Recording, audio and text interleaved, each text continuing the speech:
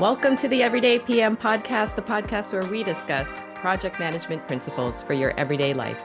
My name is Campea, and I'm a certified project/program manager with a lot of experience working across different industries, including healthcare, retail, tech, consumer goods, and now marketing. I am so excited to welcome Donna Gregorio, who is a veteran of corporate IT project management, a published author, college grad school instructor, and well-respected conference speaker. Now, Donna, I've had a chance to see you speak in person now, so I'm so excited now to welcome you back onto the podcast to introduce you to maybe some new members of our audience. So Donna, for those who have not met you yet, and before we introduce our topic for this episode, why don't you take a brief moment to introduce yourself to our audience? Well, thanks, Anne. It's great to be back again on the podcast. I do love everything you're trying to accomplish with it, focused on project management and advancing the careers of many of us and many of you in the audience listening today. Really respect what Anne's doing, so kudos to her. As Anne said, I am a veteran IT project manager, recently published a book 2 years ago called The Successful Project Manager, and have been presenting and discussing some of the experiences from the book, but also in other areas. I'm currently managing the PMO office in my company's IT organization. So I work for the MITRE Corporation in Bedford, Massachusetts, where we support the federal government and many engineering applications. I started out there as a software developer and migrated to more design engineer, both user interface design and software design, and then gradually moved into project management and haven't really looked back for the past, I'd say, 15 or so years. So with my department head role, I'm responsible, as I said, for the PMO and the systems analysts, systems engineers, and we support the most important projects in our IT organization. We manage about $110 million budget, lots of things going on in many different technology areas. Yeah, amazing. And by the way, Donna, you've been on the podcast for, I think, multiple episodes now. So thank you for your willingness to come back on and share your knowledge with our audience. And you talk about the years of experience you've had in that space. You had a really good episode with us where you walked us through prioritizing or even how to create roadmaps for your organization. I think that's such a killer topic for those that are kind of looking for the next level of what it means to be a project manager and how do you grow and mature in your role. So definitely give that one a listen. And I was fortunate enough to get into one of your panels that you had at our PMI Global Conference this last year. We met in person. I got to see you present that topic live in front of a packed house. So I'm just, again, very, very excited that we're able to connect in this way on this platform and share such amazing and eclectic topics that you have brought forth to me to say, hey, I think your audience is going to take a liking to this. So leading into the topic for our episode, I myself have been contemplating this, and it's weird that maybe we have this synergy now that we've met, Donna, but you brought this topic to me and I said, yes, that topic is exactly what's top of my mind in terms of how do you leave a legacy in this space, right? There's project managers who kind of grind day to day, then you kind of move to different levels of PM and eventually, hopefully, to a leadership position in your organization. But I've been thinking about this myself in terms of legacy and what that really means for this industry. And maybe some people have different definitions of it. But for you, and for our topic, leaving a legacy for you means writing your book, right? And you mentioned it in your introduction, The Successful Project Manager. And so today we're going to focus on leaving a legacy. And in doing so, you wrote a book. I'm curious to see if maybe I need to write a book, but we're all curious about kind of what is that the pinnacle of our careers that will say, hey, like I left a legacy, and especially in this industry in project management. So Donna, that is our topic for today. I know that you've introduced yourself to our audience, but tell us a little bit more about what led to even write this thought about writing this book. Yeah. So Anne, it's a great topic, and thanks for letting me speak about it. I do think it's different than a lot of the things that we typically talk about at project management conferences. This is a nonfiction book. It is tech driven. It's not a memoir. It's not a collection of stories. It's not a fiction book, although I think a lot of the guidance or recommendations that I have would apply in any of those cases. But I decided after working in the industry for so many years that I had some specific skills or techniques that I use on every project that I work on, and that I should share those with others. I've seen many challenges, as I know your audience has also seen many challenges in project management over the years. And how do we address those as projects become more and more complex, as many of us have to manage multiple projects at the same time that may or may not be related, portfolios of projects, and how do we try to avoid those challenges as they come up, and address those things with tools that we know and love, things like schedules, things like risk registers that we've learned about over the years, but maybe we don't apply them as appropriately as we should, or as strict about applying those things. So I decided to write a book to document some of those challenges and the solutions that I came up with to address those challenges. And in some cases, I'm telling stories about projects that we got involved in where we really did run into a problem. And if we had had better foresight, or if we had had a better plan in place, that maybe we would have avoided those challenges. So I think storytelling is a great way to convey what you're trying to accomplish. And I think that the goal of my book is to talk about project management and being irreplaceable, not irrelevant. That's really the tagline for my book. And that means driving project success and being committed and being that single person that's responsible, and not just sitting back and waiting for others to do your job for you, and not just assuming that everyone else will get the job done. Really being that single point of contact and being the one that's responsible. So that really was the way that I expect my project managers to execute. And that's the guidance I give my project managers. And I thought, why not put that in a book and leave that legacy for others so that others can learn from my experiences. And really, you think about writing a book, you have a problem and you solved it.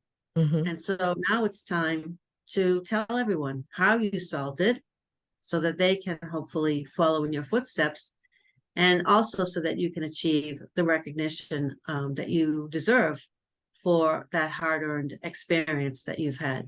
Many of us work for many years, and really at the end of our careers, maybe we don't really have anything to show for it. And this is, in my case, a legacy that I feel is something that I really have something to show for after all these years of working in project management. And many of you might say, well, there's so many project management books out there. How was yours any different, right? Yeah. I think that was a question that I had when I started to write the book. And how am I differentiating myself as compared to other project management books? I haven't read them all. Obviously, there's so many, it would be impossible to read them all. But I am a college professor, teach project management at the graduate level. And I have seen the textbooks that I'm instructed to use or advised to use by the university. And they're very dry, very boring, very tool specific. You need to know how to use Microsoft Project. You need to know how to put a schedule together. You need to know how to run a test plan, these kinds of things. But again, the real life story is when my students' eyes really opened up. And when I told them, well, guess what happened to me today? And I tell them a story. And that's when they would say, oh my God, why did that happen? What did you do? How did you fix it? And what were the emotions, right? Grabbing people's emotions. Yeah. How do you feel when your project gets canceled and you've got 10 people working on your project? You have to tell them that project got canceled. How do you feel about that? Put yourself in my shoes when that happened to me. So those are the stories. Those are the things I think that really grab people and make my book a little bit different, I think, than some of the other project management books. Oh yeah, absolutely. And you're right. Nobody is running to, and no offense to PMI, but nobody is running to read the PMBOK when they have a problem. Like, let's be real. Okay. So nobody's like on a project. Oh no, something's derailed. Let me go into my PMBOK and figure out, what to do here. The practical examples you present in your book, it's as if when you read Donna's book, it's as if Donna is speaking to you, right? And it's really cool because you get this feeling like somebody's telling you, hey, I've been there. This has happened to me. This is how I navigated it. Take that guidance and make it your own, right? And so that's to your point, Donna, and to further emphasize how your book is unique from some of the others that we typically read as we go on our PM journey. Donna's book is something that you can pick up and say, hey, like, I think she's talked about going through something similar in this book. So let me see how they were able to figure that out, right? And problem solve.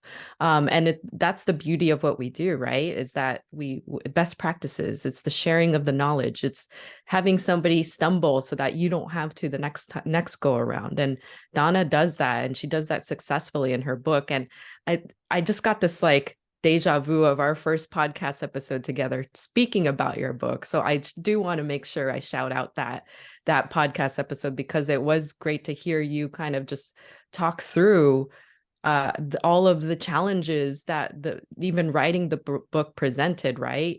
Going through the exercise of itself as if it was your own project that you had to execute again. So now bringing it back to kind of like, we're using a strong word with the topic of this episode when we talk about legacy. So I want to make sure that the audience understands what we mean by legacy. So to you, Donna, why do you feel that legacy is important and in this situation when it comes to writing your book? Well, I have a phrase that I like to say about a legacy, and you're really planting a seed in a garden that you may never see grow. So here's a situation where someone takes a look at my book or your book, and they go, and you don't know them. And they go off and they read your book, and they gain some knowledge from that, and perhaps they execute on some of the recommendations that you have. How great is that? Now there's a garden that you never see grow. Not to mention that when you're retired and moving on to a different career, you are different things you want to do, you still have left that legacy for those who are behind you, still working as a PM or whatever it might be that you want to write your book about. Maybe you're very good at woodworking and you're interested in writing a book about that. Or maybe you have another hobby, music, that you want to write a book about, or some other great hobby that you found that you're really good at, and you have a specific skill or technique that you would like to describe. Maybe a more current view of things that maybe others haven't seen, or maybe it's just your own unique approach to tackling a situation, whatever it might be. I think that seed that's in the garden is really what your legacy is, not only for this generation, for the generations to come. So I think we have a lot that's holding us back. We often don't have the confidence in ourselves to take the time. We think it will take a lot of time, and it does. I like to say that writing a book for me, it's like having another degree. It takes about the same amount of time as it would for you to get an advanced degree. I know Anne and I were just talking about her looking into getting a PhD and working on that. That's a 3-year project. In her case, in this case, it took me about a year to write, and it took me about 6 months or more to get it published, because I had to get the book approved through my company. Even though I don't really mention MITRE, which is the company I work for, I don't really mention MITRE in the book much. But my boss said, if anyone looked you up on LinkedIn, they would know where you work, and they know where they'll put it together, right? So we definitely need to make sure that we as a company agree with there's some of the statements that you're making. So that Fair was the enough. longest, that review process took a long time to get through that hoop. But in general, it took, as I said, I think overall it took me about a year and a half, but it was during COVID. So there wasn't a lot else going on in my life. So I did have time to focus on it. So if you think, well, maybe if I tried to do it again and it was not COVID, maybe it would take me twice as long. So again, 3 years to write a book, 3 years to get a degree.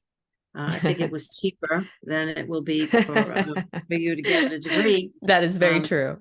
Right. But overall, I think the experience is similar. You're really focusing your energy on making sure you know as much as possible about the topic, right? What you would do if you were to get an advanced degree as well. And you're really being very meticulous about how you describe that. And a lot of people say, and I think it's true, if you really want to be an expert in a topic, then you should teach it to someone. And effectively, that's what you're trying to do by writing a book. I'm curious, Donna, like, what was the first thing you wrote down? Like, did you already have it in your head? I'm going to outline the book in this structure, because your book is very, it's structured in such a way that makes sense, right? Like you're reading it and you're like, oh, it's practical. And so for you, to your credit, it is very well structured in a way that I can absorb it and then go then and apply it. Right. So was that the first thing that came up in your head, or what was like the actual first thing that you wrote down? Okay. So what was like the first topic that you honed in on, and then the book kind of expanded from there? Yeah, I mean, I think the first thing I needed to do was come up with my positioning for the book, and that means what is the point? What am I trying? What is the key message I'm trying to get across with the book? And I've read a lot of nonfiction books, and most of them have that one message that they're really trying to get across. And so I needed to have that one message. And again, I said it earlier, and I'll say it again: the real message is, as a PM, make sure you're irreplaceable and not irrelevant. And I think I've seen project managers become irrelevant because of what they're asked to do. Specifically, I give an example of a group of project managers that I knew about that did status reports. That's all they did, was they organized weekly review meetings and made sure that people on the team were accountable. And they ran reports and they said, here's where we are, the red, yellow, green, here's the status, here's the financials. But they didn't advance the project. They didn't work with the team to advance the execution. They weren't getting their hands dirty in testing. They weren't presenting and giving roadshow presentations on the material. They weren't working with stakeholders to ensure that the execution was correct. It was just status report after status report, and in the end, they got fired from the job because there was a budget cut, and they felt they weren't needed enough. They weren't making enough of an impact. And so the stories were really the things that I wrote down first. So coming up with the stories, and then coming up with a key point that I'm trying to make was really the first thing to do. And why am I writing a book? What is my purpose for writing a book? I want to elevate my status and in terms of my expertise, but I also want to share my expertise with my readers. And who's my audience? So I need to figure that out. My audience is both new project managers and experienced project managers, and I try to weave in some beginner stories and some more advanced stories so that I'm addressing both of those audiences. But you do need to come up with that. You need to make sure the book's interesting. I needed to make it relevant and really full of those stories to support my claims. If I had a statement that I was making, then I sure hope that I have a good story to back it up. And also hiring an editor to make sure that in the end it was grammatically correct. So I do think that book positioning, and then the drafting of some of those stories, that's when I was able to develop an outline. It took me some time though to get to the outline, that planning and the storytelling.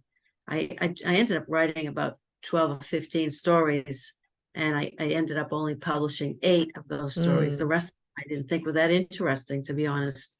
The 8 I chose, I thought had some points, some really good points to be made, and that all took time. As I said, I think that Yeah. really where you come up with the main points, because God knows we can all ramble, we can all talk about all of our challenges that we've had, but to be able to succinctly describe them and have an outline that makes sense, and a chapter that has a thesis statement. So each chapter should have a point that you're trying to make, right? Not just rambling, but you should really have a key issue that you're trying to address in each of those chapters. And that's where the outline comes into play. Got it. Yeah, that absolutely makes sense. And understand your why. I think that I just want to kind of reiterate that. I think that absolutely makes sense. You don't just write a book with no purpose or no meaning behind it. So I think I'm curious, as you were going through the process, if you ever hit a roadblock that was presenting, a point where you said, like, maybe I'm not going to finish this book. And that could be something very tangible, like the fact that you wrote this during the pandemic, and kind of like the practical piece of like trying to get it published and that sort of thing. Or it could be something much more in your head about, is this something that people are going to want to read? Like, did you ever hit any of those types of roadblocks in the process of writing your book? Yeah, I hit a lot of roadblocks, And I actually have a friend who's writing a book right now, and she's hit a roadblock, and she kind of put it on the shelf and hasn't gone back to it in about a year. She started writing it in the pandemic too, completely different topic, but she can't seem to get back to it because it's too overwhelming. I think that can be a problem. Sure. And I when I first drafted my book, I found that my message was not tight enough. I definitely found that I wasn't getting back to the key points at all. And so I started to write, I shifted gears, and I went back to the outline, and I filled out the outline so that I created basically a 6 or 7 page version of my book. So each chapter was only like 5 paragraphs long, 6 paragraphs long. And I put in 1 or 2 key diagrams. That's another thing that held me up, was I was working on diagramming, and I had too many. Which one's really important? Which ones should I put in? And then I also had this interest in describing. So, if you think about someone who's a PM, maybe who's in construction, right? Doesn't know what Agile is, doesn't know what a stakeholder really is, doesn't know a lot of the terms that I think many of the folks in your audience are familiar with, doesn't really know all those key things. I had to explain some of those things. Right. So that also sidetracked me. So I had some sidetrack issues. I struggled with the cover design. That took me probably 3 months to come up with a cover design. And I went back and forth with the designer that I was working with. I wanted to use a photo. They recommended against using a photo for lots of reasons.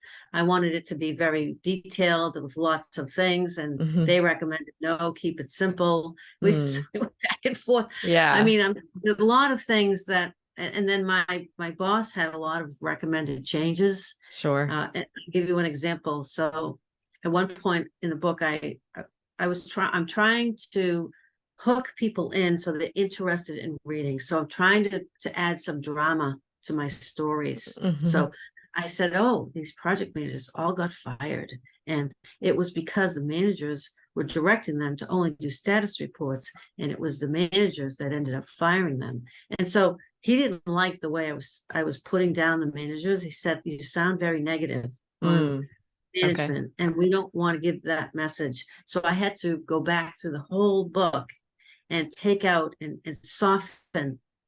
And in the end, it was a great recommendation, but it was a very difficult one to implement. I had to go back through the whole book and change soften the whole thing. So that was another Right. roadblock there's a lot of roadblocks that I hit.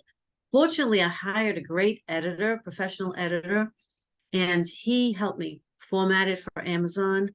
I did publish through Amazon, and he formatted it for the Kindle for me as That's well great. as the paper version.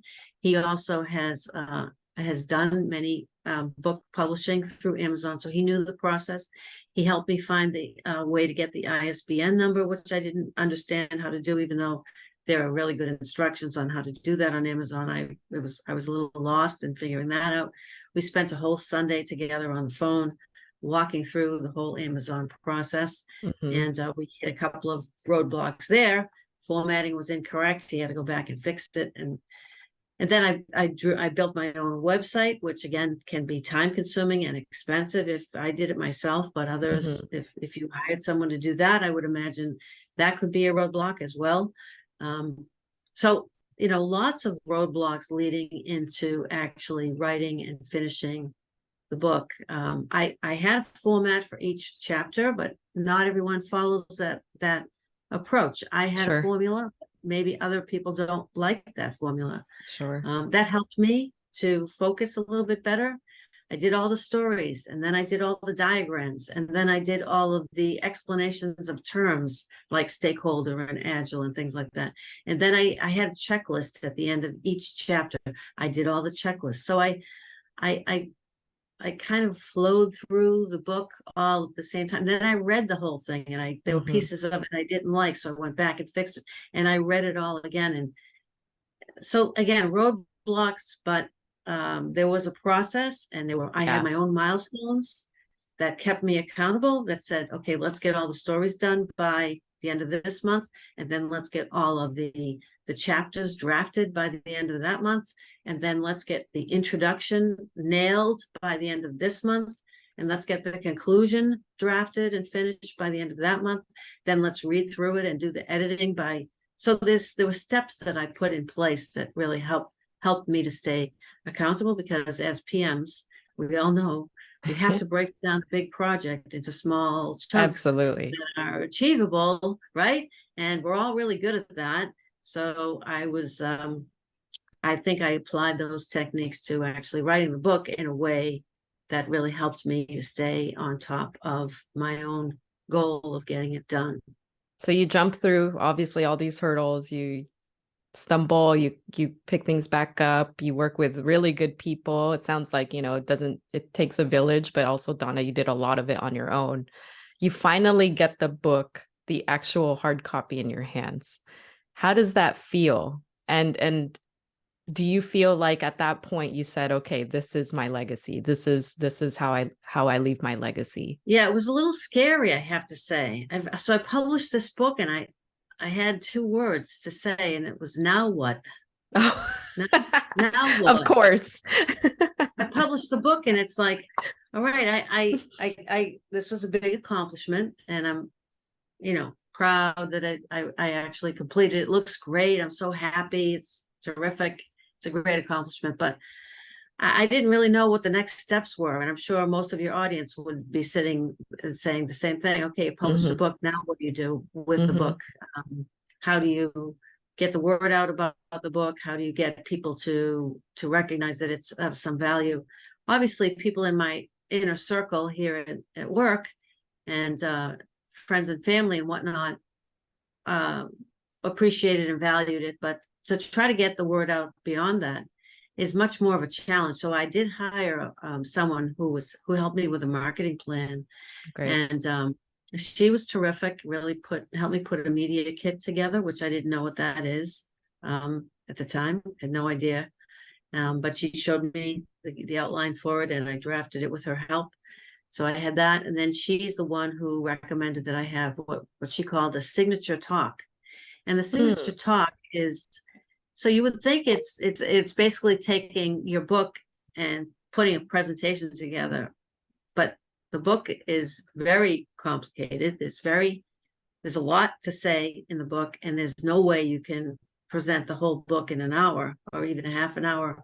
So what kind of a presentation can you put together that pulls out the key pieces from your book or interesting pieces from the book and put that in a presentation. So the Sure. topic was what are the three most critical moments in a project that can make or break the project. So I pulled out three of my favorite stories, and those were the stories that I talked about in that signature talk. Oh, that's Now, great. since then, I've come up with lots of other content. I probably have a dozen different topics, including this one, that I'm able to speak about. And many of those topics, some of them are in the book, but many of them are not. One great example I can give that I've been talking about a lot lately is strategy, roadmaps, and prioritization, which is not in my book at all. But it's something I've been doing recently in my job as a PM. And so I think the book provides that foundation, right, for me to say, this is the topic area that I'm an expert in. And it's not necessarily just the material that's in the book. I don't limit myself to that. And in fact, I think people are more interested in hearing about what I'm working on currently because it's relevant and it's timely. I'm talking about hybrid work environments, which of course is not in my book. I'm talking about doing more with less money, less funding. Strategy is more important now than it ever was in innovation, which again, we've been doing innovation for years, but it seems to be a hot topic now. Sure.